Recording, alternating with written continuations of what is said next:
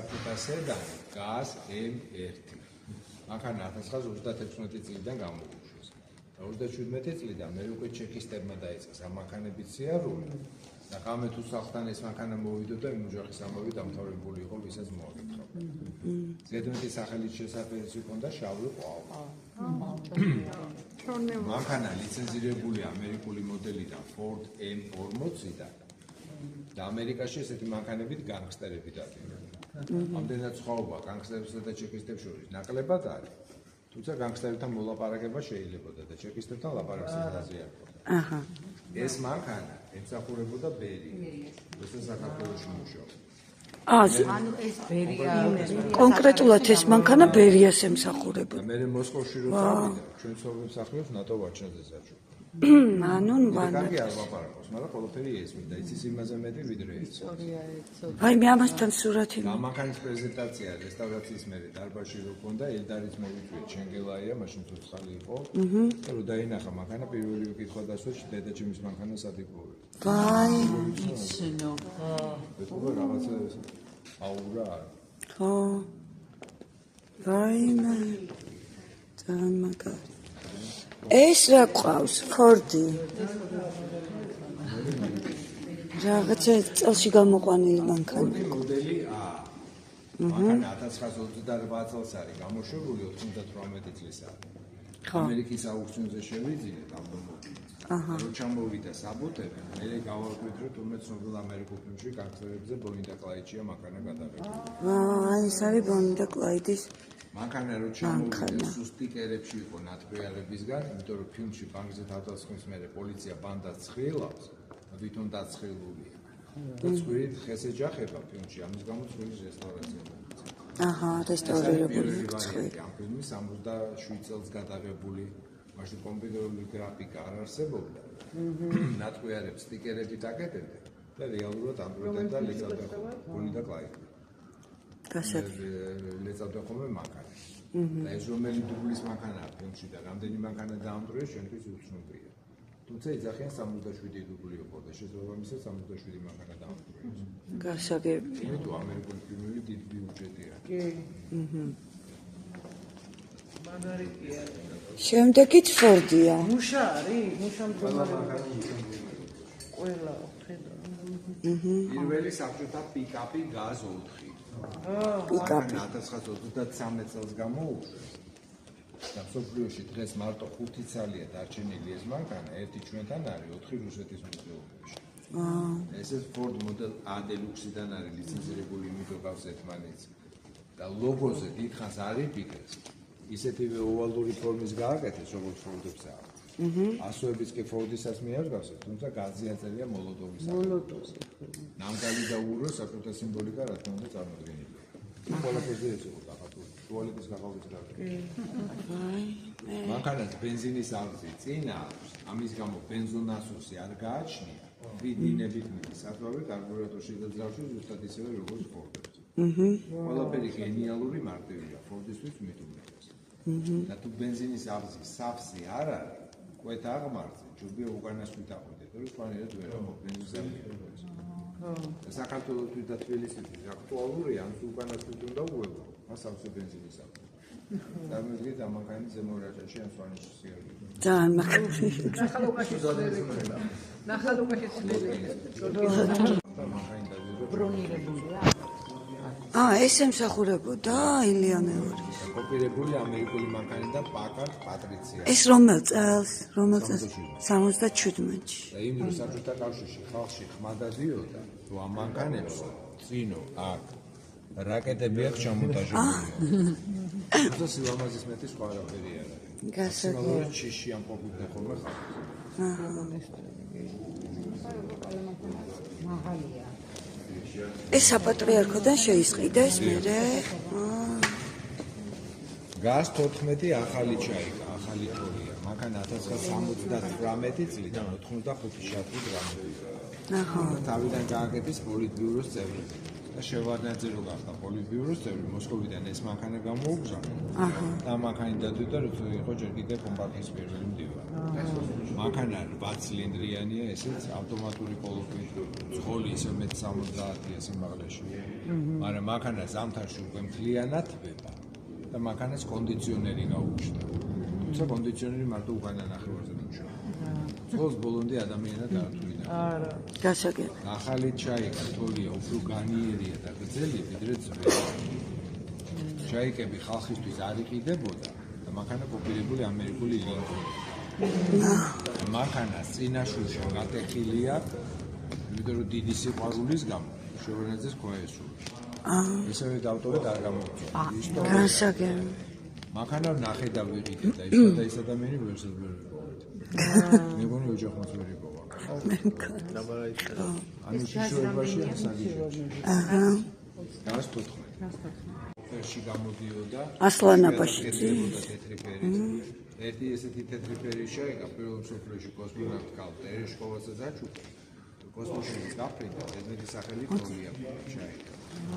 გაუმართლა რომ ჩაიკა კონდა და წელკადაბელკა არა, თუ ზაღლებს მე რო ფიქრო ჟაღლეს უფრო იმსახურებს ვიდრე ამ მანქანას თავისი აზრების გამო. კოსმოსმა სულად იმოხდა ასლანაბაშიძის ჩაიკაც არ ყოფილა. ეს ვისი იყო? საინტერესო. ეს არის GAZ-12 ზიმი. ზიმი შიფრება როგორც მოლოტოვის ახალ. მოდით დაგეკითხველა. მანქანა 1959 წელს გამოუშვა. საბჭოთა კავშირის მინისტრებისთვის და რესპუბლიკების პირველი პირები. ეს ზიმი ემსახურებოდა მჟავანაძის ოჯახს. შევარდნაძეებიც იყო პირველი მდივანი. გასაგები, ანუ მჟავანაძის ოჯახი. ამ მდგომარეობაში იყო როცა მანქანა და რესტავრირებული. ჟანგი ჟანგი. მანქანა არის 6 ცილინდრია, ნახევრად ავტომატური კოლოფი და პირველი საბჭოთა 6-შუშიანი მანქანა, შეიძლება ითქვას პირველი საბჭოთა ლიმუზინი. 1960 წლიდან მანქანა უკვე როგორც ტაქსი ისეც გამოუშვეს. დიდი, ევადია, კომფორტულია. შემილია უკანა სალონი გაჩვევა. გადმოდის რამდენად კომფორტული იყო იმ ტაქსის მგზავრობა დღევანდელ პრიუსებთან შედარებით. ესე იგი, მხოლოდ და მხოლოდ ოჯახის იყო, მჟავანაძის პირადი არ ყოფილა, ხო ეს მანქანა? ანუ სხვა იყო. აბა ვნახოთ უკან, ოჰო. თან და ეს სკამები გადმოდის. ერთოთახიანი ბინა ჟურნალების მაგიდის გარეშე. აი ზუსტად. ისევე როგორც ჩაიკებში, აქაც კიდე ორი სავარძელი გადმოდის იხსნა და კიდე ორი ადგილი ემატება. შეიძლება ითქვას ლაუნჯ ტაქსია, წამოწებული აი იმდროინდელი. ზუსტად. დაპირებული ამერიკული ბიუიკიდან. მანქანა ისეთი ცხელი რკინიდან, რომელიც წარმოდგენილი იყო, არის ზაპოროჟიეცის 965 მოდელი. მანქანა გამოდიოდა 1960 წლიდან 79 წლის ჩათვლით ზაპოროჟიეში უკრაინაში. მანქანა არის თითქმის ზუსტი კოპია იტალიური Fiat 600-ის. ერთადერთი სხვაობა მანქანებს აქვს Fiat 600, რომელიც გამოიყენება დაქანებით. ზაპოროჟიეში საბაგული გაუწია. თუმცა ოთხი სხვადასხვა მოდელი გამოდიოდა. ამ მანქანის 4-ვე მანქანა ძრავები უკანა, საბაგულები წინა. 4-ვეზე ძრავი მარტო აერის საშუალებით გვილდება. ამის გამო ზაფხულში ადვილად ხურდებოდა. გასაგებად ღია სტოვებდნენ ხოლმე კაპოტებს, უკეთ გაგრძელებული იყო ძრავი. 4-ვე მოდელს ზაპოროჟიეცებისაც წინა საქარი და უკანა შუშები ერთნაირია. რომელსაც დააყენეთ, მნიშვნელობა არ აქვს. ავარია ერთი ქონოდა დადალექში პატრონს. პრაქტიკულია. ძალიან. მანქანას უკანა ფრთებზე მარჯვნივ და მარცხნივ უფრო დიდი საჰაეროები დაუყენეთ. უკეთ გაგრილებული იყო ძრავი. თუმცა მაინც არ ეშველა და ხურდებოდა. გამოწვეული საჰაეროების გამო ხალხმა მანქანას ძირითადი სახელი ყურებიანი უშასტები შეარყა. მეორენაირად ჩიბურაშკებს ეძებდა. ამასაც ზაპოროჟიეცია ხო? დიახ. შემდეგ 968 მოდელი გამოუშვეს, რომელიც უკვე დიდად აღარ განსხვავდება წინა მოდელისაგან. სხვაობა მანქანებს წინა ცხაურებში აქვს. თუმცა რა საჭიროა ჩემთვის კითხვის ნიშანს ბადებს ძრავი უკანა. გაბარიტის განათებები კუთხეში გადაუტანეს და წინ დაუყენეს დიდი ციმციმები. რო შენ ხვდები მანქანას ოდნო და საით აპირებდა მოძრაობა. 4-ვე მოდელს ზაპოროჟიესთვისაც აქვს ერთი თვისება, რომელიც სოფლიოში არც ერთ მანქანას არ გააჩნია. კერძოდ, მხოლოდ გვერდზე მждом გზავს, ქვევი, იატაკზეა ოთხკუთხედი ფირფიტა და ლუკი 2 ბოლტით მაგდება ადვილად იხსნება. და ზამთარში რო გადიოდნენ გაყინულ მდინარეზე ან ტბაზე სათევზაოდ, მანქანიდან გადმოუსვლელად პირდაპირ მანქანიდან თევზაოდნენ. ვაიმე. მარტო საბჭოთა ადამიანი თუ მოიფიქრებდა ამის გამო ძირის ამოჭრას მანქანაზე და ეს ქარხანაში გარყნულად. და ლუკის გვერდზე მანქანას ხელმარცხნივ შტეპსელიც აქვს, ღამის გასანათებლად და ღამის თევზაობისთვის. დედა. ყველაფერი განსაზღვრული ჰქონდათ, მანქანის ერთადერთი ტაფები არ მოგვეყოდა. ვაი. აი, ადამიანებზე ზრუნავ. ვაიმე ძამა. და ბოლო მოდელია მანქანის 968M მოდერნიზირებული. მანქანა გაუმჯობესებულია როგორც სალონის, ისე ძრავის თვალსაზრისით, იმიტომ რომ ამ მანქანებზე 40 ძალიან ძრავები აყენია. დანარჩენ სამზე 30-იანები ეწევა. გასაგები. ეს მანქანა ვიყიდეთ თბილისში, საბურთალოზე. მუცუბიძის ქუჩაზე მეხუთე სართულზე ბინაში დიდ ოთახში ედგა მანქანა. რას ლაპარაკო? ის არის კრანი. ამ წეს საშუალებით ჯერ აივანის მოაჯირი მოჭრა, მე ამ წეთი მეხუთე სართულის აივანზე აიტანა. აივნიდან და ლოჯის გავლით დიდ ოთახში შეაგორა და ესე უხსნით მანქანას 2 ლიტრის გამოვიდა. რას ამბო? და მანქანები ძირითადად მიშენებებზე აივნებზე ყავდათ. კი, ერთი წელს კი. ყობა ჩვენ. კი, მე მახსოვს. რიგონში. და მანქანას გარბენი მარტო 4000 კილომეტრია, მთლიანად ქარხნულია ქარხნის აღებავზე, ხელი არაფერზე არ ყო დაკარებული, ერთადერთი პოლირება გაუკეთეთ საკუთარ. და საქართველოში სიმაღლეზე არა მარტო ხილი ხარობს მანქანებიც. აჰა. როგორ გაიმეტეს გასაკეთო? ცოცხალი თავით არ ყიდა, სანამ ცოცხალი იყო და მერე გარდაიცვალა და ოჯახმა გაყიდა, რამდენი ხანი შეიძლება და მანქანა ყოფილიყო.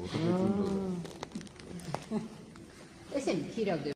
მე ძამო. მანქანა 1946 წელს გამოუშვეს მეორე მსოფლიო ომის მერე.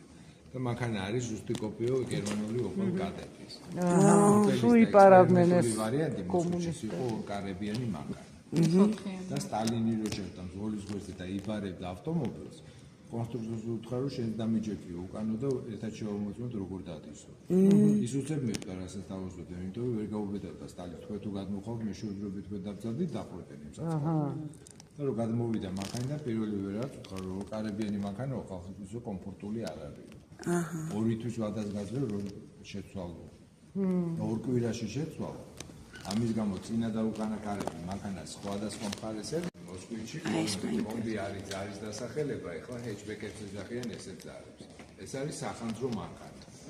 იმის ხანძრის შემთხვევაში გამოძახებაზე ჯერ პირველი ესეთი მანქანა მიდიოდა გზას ანთავისუფლებდა მანქანებისგან. და უკვე მიყვებოდა მთავარი ცეცხლმარხი მანქანა და დღეს პირიქით არის. ჯერ მთავარი ცეცხლმარხი მანქანა მიდის, მე გამცილებული.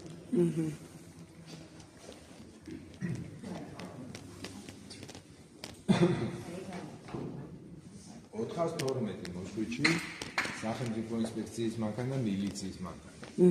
მათთვის მანქანები სპეციალურად გაძლიერებული ძრავებით გამოდიოდა. მუშა მდგომარეობაშია, შეგვიძლია გავიდეთ, კონკურენცია გაუწიოთ პატრულს. თუ არ დაგვაჯარიმეს და ჩამოგვართვის უკან დაბრუნდები დაუწიოთ. 2140 და 2140 ლუქსი მოსკოვში. რო შეადაროთ ორი ერთნაირი მოდელი, ადვილად მისახვედრია რამდენად გაუმჯობესებულია საექსპორტო ჩვეულებრივ მოდელთან შედარებით. ეს მანქანები კარგად იყიდებოდა საზღვარგარეთ, იმიტომ რომ სამჯერ უფრო იაფიღიდა ვიდრე უცხოური ავტომობილები. ესენი კარგად იყიდებოდა საბჭოთა კავშირში, იმიტომ რომ უფრო იაფიღიდა ვიდრე ჟიგულები და ვოლგები. და თავისუფალ გაყიდვაშიც იყო ხოლმე, მაღაზიაში რიგის გარეშე იყიდებოდა განმარტებიდან შეგელო შეგიძლია. სპორტის სასახლის წინ დიდ მოედანზე იდგა ხოლმე და შეგელო გეყიდა. თუმცა საქართველოში მოსკოვში არ იყო პოპულარული ჟიგულები და ვოლგები. ჩვენი ხალხის ყვაყოთი. ესენი უკვე გვახსოვს ჩვენ. შემდეგ უკვე კლასიკა გვიყენია საბჭოთა მანქანების ჟიგულები ლადა, როგორც ერთდროულად გამოჩნდა. პირველი მოდელი უკვე ოფიციალურად იყიდეს იტალიელებისგან Fiat 124. მანქანა 70 წელს გამოუშვეს და პირველი გამოშვებები ეს პირველია, გამოდიოდა იტალიური ძრავებიდან ნაწილები. და მე მთლიანად საბჭოთაზე გადაეცა. ანუ მანამდე იპარავდნენ და უკვე ეს ოფიციალურად. ეს მანამდე მანამდე იპარავდნენ. ხო. მანქანას ხალხმა ზედმეტი სახელი კაპეიკა ერთ-ერთიანი შეარყვა. თავისი დასახელების გამო ვაზ 001. 01-ის გაუმჯობესებული ვარიანტი ეს არის 03, ეს მთლიანად ქართულია ქართულ საღებავზე. და ბოლოში წითელი როდგაც არის 06, 6 ძრავი. ითვლებოდა იმ დროს თუ ყავდა ესეთი მანქანა, კაცი იყავი კაცო. ოღონდ ქუდი არ გეხო. გაზ 2-ა. ეს Ford 200-დან არის ლიცენზირებული, ამდენად ემბლემაზე და ბენზინისაზე ზიგივია რაც პიკაპზე რო აკეთებს. და ეხლა ვაკეთებ რესტავრაციას ამ მანქანას. ამ მანქანებმა გაიარეს მთელი მეორე მსოფლიო და ლენინგრადი ბლოკადას გადაარჩინეს. ეს მანქანა გადაღებულია ცნობილ ქართულში ჯარისკაცის მამაში. სოფლიდან რო ფრონტზე მიდის ზარაზეროვის და ცოლიროვის მამა ირეგიო და ვიდეო და ეს მანქანა. რა უნდა თქვა რა? მიდივარ და ჯარისკაცის მამა. ეს არის ეგა. ზარდე სიდედრის ადგილი. სიდედრის ადგილი ქვია. არის ყველა პარაკა რაც უნდა, შემაიც არაფერი არ გესმის მანქანაში. აი, მე ცუდად ვარ. აქტუალური მანქანაა. ძალიან. სიდედრი ყველგან სიდედრია, უგაინის გაგონს და გამოყვანს. ეხლა უკვე საზღვარგარეთ რო ინახება გადასარევია უკვე სიდედრე. მოშვებული 111 წლისა და მანქანა საბურავების დისკები აქვს ხის.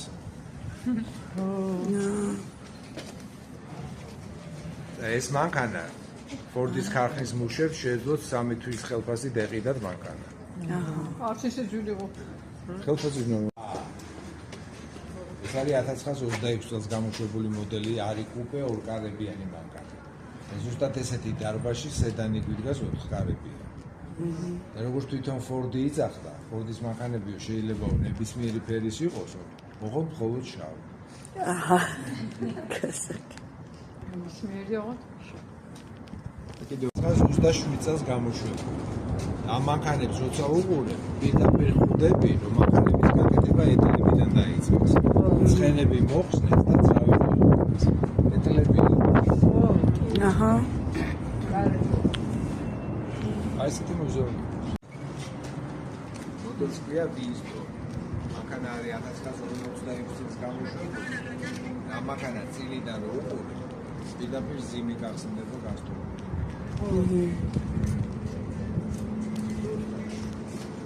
შემდეგი შავი მანქანა, ესეც ამერიკული ლინკოლნია, მოდელს ქვია ზეფირი.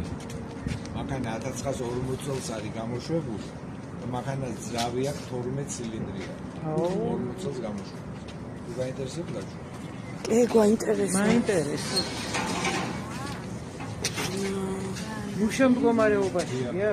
აუ. ყველაფერი მუშა. ხო. და 1925 წელს არის გამოშვებული. ეშვიათი მოდელია, იმიტომ რომ ბევრი არ არის ესეთები შემორჩენილი. ეს ფირმა Oldsmobile აღარ არსებობს. აჰა. ეს არის სულის მაჩვენებელი წყალი, ძრავში გიდურდება თუ არა. და გარეთ რომ უნდა გაგოსული გავიდა დაგენა. არა. საერთოდ პირიქით არის